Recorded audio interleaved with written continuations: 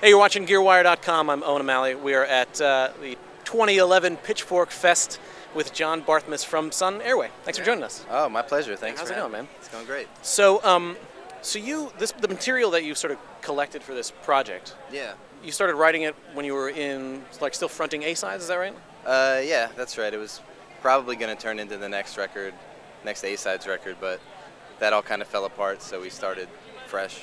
So was it all written sort of like on guitar, or was it more guitar-based music when originally? It was. I have a lot of demos that are very much like guitar songs, and we even started playing a few of them before we split up. I think it would have been a lot more like heavily orchestrated, like a lot of strings and stuff like that if it remained the A-sides, but I also wanted to do this electronic stuff, so. So what was the, like, how'd you get into more electronic music? I've been into it for a long time and just kind of dipping my feet in the software and like all that stuff, but it took me a really long time to even wrap my mind around how to make it, and like just having friends get into it that could finally show me these programs that do things that I've always wanted to do, and they make it easy, you know. And just I'm not good at kind of finding that stuff myself, so. So what are you using, or what was the first thing you sort of like, scaled the learning curve on? Reason was like my big entry into electronic stuff, but Ableton Live has been the total game changer for me. How did you find that? Was that, because personally I find Ableton kind of like hard to scale. Was that your experience kind of getting familiar with it? I found it really intuitive, and just like, I've always wanted to work with samples and loops, and as far as that stuff goes, I've never seen anything like it or anything that can do what that can do. Just exactly what I wanted to do with it. It lets me do it, and it's easy. What was like what do you know about Ableton now that you kind of wished you knew, like, right from the outset? Like, what was a breakthrough thing you learned about it? When I started, I didn't even understand really how to make effects happen at different times. I thought you either had to have it on the track or not. And I didn't realize you could control the level of everything all the time. So, I mean, I started doing a lot of remixes once our record was kind of finished. And doing that stuff has allowed me to really, like, just explore the program a lot more and learn how to do a lot more things. So, like automation? Yeah, all the filters and, yeah, the automation stuff. That was the hugest thing. That it's totally changed everything. And, like, if I knew that when I did the record, I would have done a lot more probably, but so yeah, I mean every time I use it, I feel like I learned something. So have you started composing stuff more in the, like, sort of that realm, like software realm? Yeah. I'm kind of working on another record now, and it's been a lot more developing it, the recordings as I write the music. So been like crafting the sound.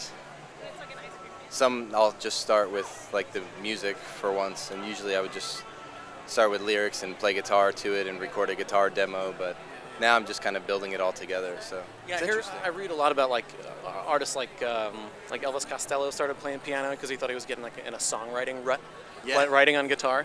Like, has that been similar to your experience? Kind of. I got really tired of guitar in general, so I still like it, but I feel like I always get trapped on the guitar where there's like a certain way that I play, and I kind of always end up doing the same things, where if I'm starting with something I don't even fully understand how to use, I end up making stuff that doesn't sound like anything I would have even imagined, and then it's really cool to me. So in Ableton, are there any, like, are you using soft synths, or like, do you have other software that kind of, I guess, like VSTs or plugins and stuff that you kind of have been playing with? Not really, not too much. There's so much in Ableton already that I'd like to get into that stuff, but it's again where I probably just don't know.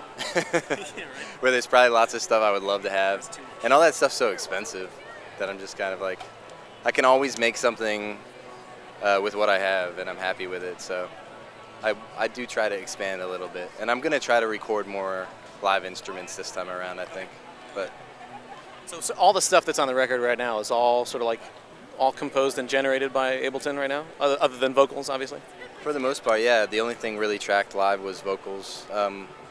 We started trying to do drums and other things on top of it, but just with how amateur we kind of were at recording, it ended up just sounding terrible with like all the electronic stuff. So I was just like, man, I don't have time to learn how to record drums. So Is there ever talk of like taking it to a studio to like try and track the drums? Maybe. I mean, there's talk of doing that in the future, but at that time it was kind of just, well, no money was involved also, being really broke, and the fact that I felt like I was able to make something that sounded really good without it. So I kind of wanted to just do it all myself, even if it's just like a ego thing. I didn't want to have to go to a studio or like take anyone else's input. So how did you record the vocals then? The vocals I have a couple decent mics, and I just recorded them in my basement with like, I have like a decent preamp and a compressor and decent. What do you use? I have a Sci-Tech preamp that I like, and I have man, I don't even remember the compressors. They're really cheap, but good sounding. DBX or PreSonus? No, they're not. I wanted to get some of the Joe Meek stuff. I forget what it's called. Okay. But the mic, it was all on a M Audio Sputnik mic. Oh, yeah. The vocals. Yeah, right on. It's a really good sounding mic for that money. Is that the tube? That's the tube mic they have? Yeah. It's so cool looking too. So. It's really cool. Yeah, it's But totally Russian. I do want to get some better mics and stuff this time around. Yeah, right on. So. So you're playing basically with like a full band, taking this music out on the road. Like, Yeah. what was the experience sort of translating that stuff into a live band? It was definitely difficult and just a lot of trying to figure out how to do it. We wanted to be able to incorporate the samples that we're using on the record, but also add some legitimate live elements. So all the bass stuff is covered by a real bass guitar. The drums is a mix between live drums and electronic pad playing samples. And then my keyboard is mostly just loaded with samples, which is cool. I didn't realize that existed either until I started doing research. And then I can kind of put any sample on any key and I have a patch for every song, and it's just like laid out in a way that wouldn't make sense to anyone but me. So. Yeah, right. But What keyboard are you using to do that? it's the Nord Wave. Oh yeah, right on. So I'll have like a section, an octave will be an organ, and then this section will just be weird noise samples, and then this section will be synth or something. Yeah, right. It's just cool that you can do that. And then we added a live guitar just for kind of ambient noise and adding the extra level. Yeah, right. But it was definitely a major learning curve on all that stuff. A lot of trial and error, a lot of people bringing different instruments to practice and taking them home, bringing new ones in the next time. Yeah, right. I'd imagine you take on the role of sort of like band leader, or like. Yeah, You know. definitely. I mean, well, we always joked that we had to have an IT department in the band, because it really just, everyone kind of putting their heads together and just saying, all right, what could we do to make this sound good and be an engaging live thing to watch, you know? You ever had any tech disasters on the road? We thankfully haven't had too many. Sorry to even bring it up. You know? No, yeah, I like want to knock on some wood somewhere, but no luck. So now we're screwed. So sorry. We did have, because we usually have projections with us too. That Okay. we have another elaborate system of like a wireless transmitter hooked up to a projector that transmits a click track back to the drummer that sync to the visuals. So we had just a moment of getting on stage ready to play, and none of that was showing up. Oh boy. And we just had to it was terrible. We were like on stage, it was kind of a big show, and our drummer just had to like run back and forth to the projector a couple times, and in the end just couldn't get it to work, and we just played without him. So this is you shot that video at the First Unitarian Church in Philly, is that Yeah, right? yeah, Is it the same projections that are in that? Yes, but those are a little bit more customized for the space, just because we kind of had the home court advantage there. And the guy that does all our visual stuff he does that stuff for a living, and he's just crazy about it. So as much as we're music nerds, he's like a total video projector nerd.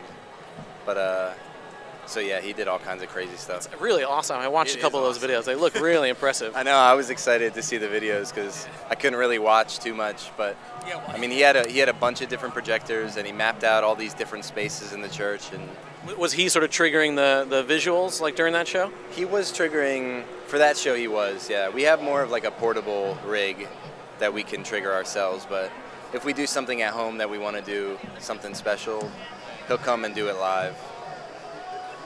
So right now, so what is that? What's the actual hardware now that you're using to trigger visuals? Can you run through that like setup again? Because I was confused by it. Sorry, I'm getting used to talking about it, so I realize it only makes sense to me. I've got this like really crazy like sci-fi radio tower. Yeah, that was maybe next time.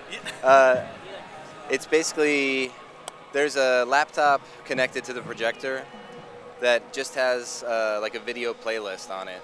That's just all the projections for all the songs, and the audio of those videos is the click track for the song that has the tempo. Okay.